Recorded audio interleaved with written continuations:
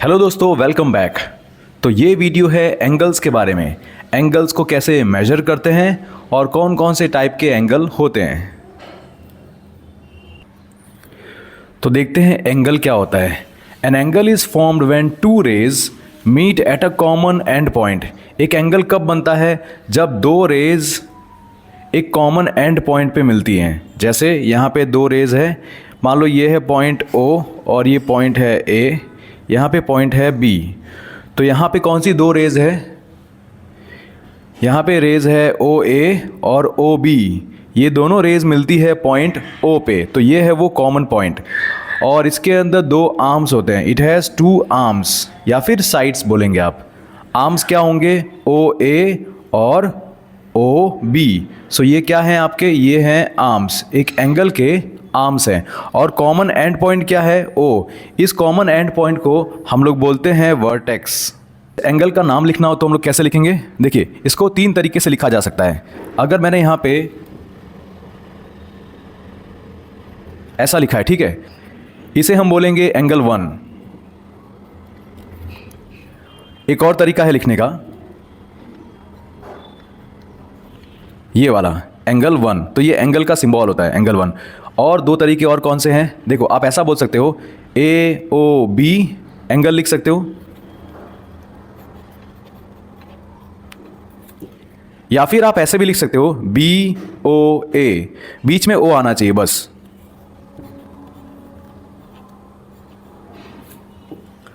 तो ये तीन तरीके हैं इस एंगल को लिखने के। एंगल 1 लिख सकते हो ऐसे, और एंगल AOB या फिर एंगल BOA। रिमेंबर, बीच में O आना चाहिए जो कि वर्टेक्स होता है। अब हम लोग देखेंगे कि एक एंगल को मेजर कैसे कर सकते हैं। तो ये यहाँ पे एंगल्स मैंने बना दिए हैं, और इस एंगल को, इन सभी एंगल्स को हम लोग मेजर करेंगे यूजिंग प्रोटेक्टर। ठीक है, प्रोटेक्टर क्या होता है देखो। तो दोस्तों, ये है प्रोटेक्टर, राइट। यहाँ पे ये वाला पॉइंट होता है ना, ये आपको समझ लेने का यहाँ पे ओरिजिन है। सपोज़ यहाँ से एक एंगल स्टार्ट होगा। कैसे? या तो इस तरफ से आप स्टार्ट करोगे, या तो इस तरफ से आप स्टार्ट करोगे। ठीक है, जब आप इस तरफ से स्टार्ट करोगे तो आप ज़ीरो यहाँ पे लोगे। तो ज़ीरो कौन सा है? देखो, अंदर वाला जो है ना, ये ज़ीरो है। 0, 10, 20, 30 है ना। जब आप ऐसे एंगल मेजर करोगे तो ज़ीरो यहाँ पे होगा, राइट। जब इस तरफ का कुछ होगा तो एंगल ज़ीरो कहाँ पे होगा? बाहर वाला। देखो, बाहर वाला ज़ीरो होगा। 0, 10, 20 इस तरह से। ठीक है, इसको और अच्छे समझते हैं जब एंगल्स को एक्चुअली मेजर करते हैं। चलिए, सपोज़ मुझे ये वाला एंगल मेजर करना है, ठीक है। तो मैं प्रोटेक्टर रखूँगा इस तरह से। ये जो पॉइंट है ना बेटा, ये वाला जो पॉइंट है वो कहाँ पे आना चाहिए? यहाँ पे बीच में आना चाहिए। देखो कैसे, इस तरह से एकदम बीच में ऐसे आना चाहिए पॉइंट। ठीक है, ऐसे यहाँ पे एकदम बीच में आना चाहिए, राइट। अब देखिए, अब यहाँ पे एंगल स्टार्ट होता है इस तरफ से, और कहाँ जा रहा है? यहाँ पे जा रहा है। तो यहाँ से स्टार्ट हो रहा है ना, तो यहाँ पे ज़ीरो, ये अंदर वाला लेंगे आप। अंदर वाली जो स्केल है उसको आप देखेंगे। 0, 10, 20, 30, 40, 50 है ना। सो 50 से जस्ट पहले है ना बेटा। देखो, 50 और 40 के बीच में देखो, यहाँ पे ना एक लाइन है यहाँ पे। तो इस लाइन को बोलेंगे, जैसे यहाँ पे ना कितना होगा? ये 45 से जस्ट थोड़ा सा आगे है। तो आप बोल सकते हैं इट इज़ 46 या 47। ठीक है, तो यहाँ पे आपने देखा कि हर एक डिग्री के लिए यहाँ पे एक मार्किंग की गई है। तो यहाँ पे हम लिख देंगे 46 डिग्री, राइट। तो ये कितना है? ये है 46 डिग्री, और ऐसे लिखेंगे 46 लिखा, और ऊपर छोटा सा ऐसे सर्कल कर देंगे या फिर डॉट कर देंगे। तो एंगल स्टार्ट हुआ इस तरफ से और यहाँ पे गया। ये एरो है ना, ये एरो दिखाती है कि भाई एंगल स्टार्ट यहाँ से हुआ था और इस तरफ गया है। तो इसलिए यहाँ पे 0 डिग्री से स्टार्ट होगा, और ये 0 डिग्री से फिर 46 तक जाएगा। एक और एंगल मेजर करते हैं इसी तरह से।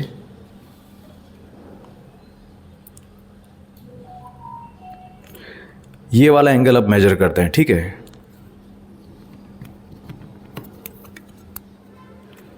तो यहाँ पे ये प्रोटेक्टर रखेंगे ऐसे।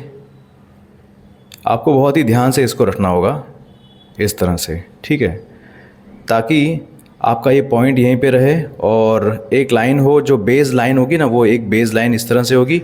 अब देखो, यहाँ से स्टार्ट हो रहा है ना, इस तरफ से स्टार्ट हो रहा है, इस तरफ से स्टार्ट हो रहा है, मतलब 0 इस तरफ होगा।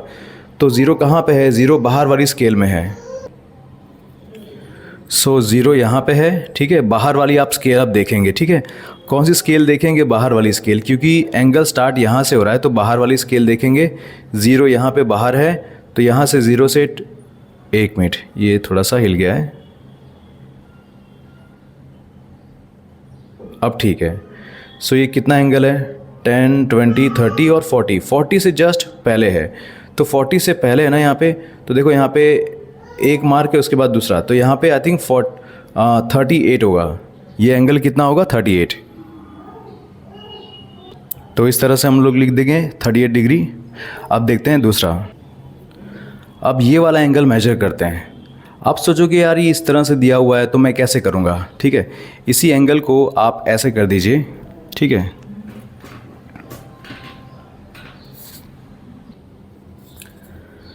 तो दोस्तों इस तरह से कर देंगे हम लोग। यहाँ पे प्रोटेक्टर रखेंगे ऐसे, ठीक है। एक बेस लाइन तो आपको सिलेक्ट करनी होती है। बेस लाइन हमारी इस तरफ है, राइट। अगर बेस लाइन यहाँ पे है और इस तरफ आप एंगल देख रहे हो तो इस तरफ का ज़ीरो कहाँ पे है? देखो अंदर वाला ज़ीरो है, अंदर वाला, ठीक है। और वहाँ से फिर ये लाइन किस तरफ जा रही है? यहाँ पे ये 100 और 90 के बीच में है, मतलब 95 डिग्री, राइट। ऐसे लिख देंगे। अब ये एंगल मेजर करते हैं। आप देखिए ये एंगल स्टार्ट इस तरफ से हुआ है और यहाँ पे इतना रोटेट हुआ है, ठीक है, इतना। तो आपका 0 डिग्री इस तरफ आना चाहिए, ठीक है। यहाँ पे 0 डिग्री स्टार्ट होना चाहिए और ऐसे जाओगे आप।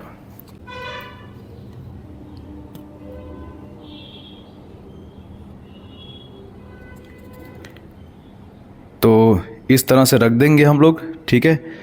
जहाँ पे पॉइंट हो और ये जो बेस लाइन है वो ज़ीरो को टच करती हो, ज़ीरो के साथ में ही हो बेस लाइन, ठीक है।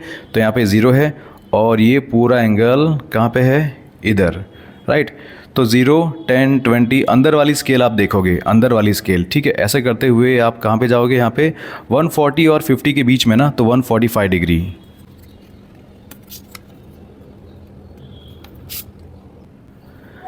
अब अगर इस तरह के किसी एंगल को मेज़र करना हुआ तो आप क्या करेंगे? आप कहेंगे सर हमारे पास तो खाली 180 डिग्री का प्रोटेक्टर होता है ना, अब क्या करें? देखो यहाँ पे एक मेथड है सिंपल। पहले प्रोटेक्टर ऐसे रखेंगे,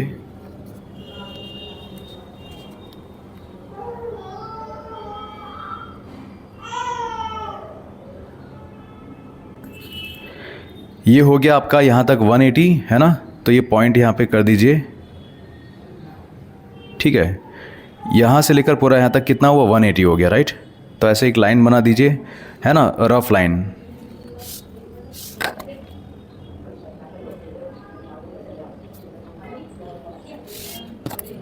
ऐसे एक रफ लाइन बना दी। अब आपको देखना है कि यार यहाँ से लेकर यहाँ तक ये इतना है 180, ठीक है।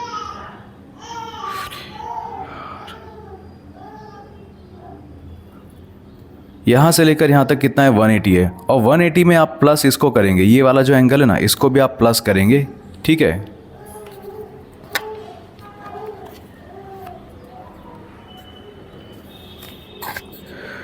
तो इसे भी मेजर करना आसान है, देखिए।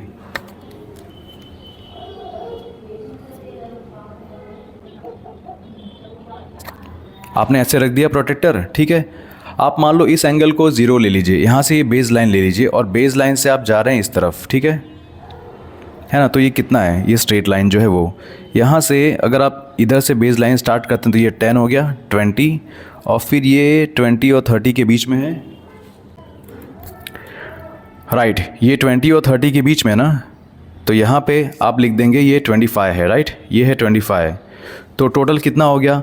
180 प्लस 25, दैट इज़ 205 डिग्री।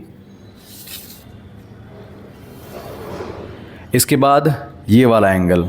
अब आपको पता है यार ये है ना जो 180 से तो वो ज़्यादा ही है ना। तो पता है टोटल एंगल कितना होता है? अगर यहाँ से 0 से स्टार्ट किया, ये 0 से पूरा अगर आप चक्कर लगाते हैं तो वो होता है 360 डिग्री, ठीक है।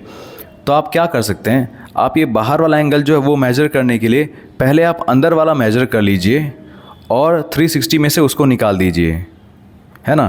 क्या करेंगे? 360 में से आप क्या निकालेंगे? इतना एंगल निकाल देंगे, क्योंकि इसकी आपको ज़रूरत नहीं है ना। तो ये मेज़र कर लेते हैं कि ये है कितना।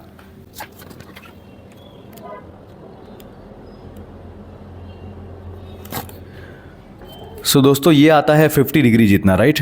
सो ये अगर 50 डिग्री है तो यहाँ पे 50 लिख देंगे, ये इतना 50 है, तो यहाँ से 360 में से 50 निकाल देंगे तो कितना बचा 310 डिग्रीज़। तो यहाँ से लेकर पूरा यहाँ तक जो है वो 310 डिग्री है। ऑलराइट, देखा आपने कैसे हमने मेजर किया, हमने ये अंदर वाला एंगल निकाल दिया, 360 में से ये अंदर वाला निकाल दिया तो आपको ये बाहर वाला मिल जाएगा। ऐसे ही हर एंगल में आप कर सकते हैं। अब देखते हैं टाइप्स ऑफ एंगल्स। पहले एक्यूट एंगल। एक्यूट एंगल क्या होता है, वो 0 डिग्री से ज़्यादा होता है लेकिन 90 डिग्री से कम।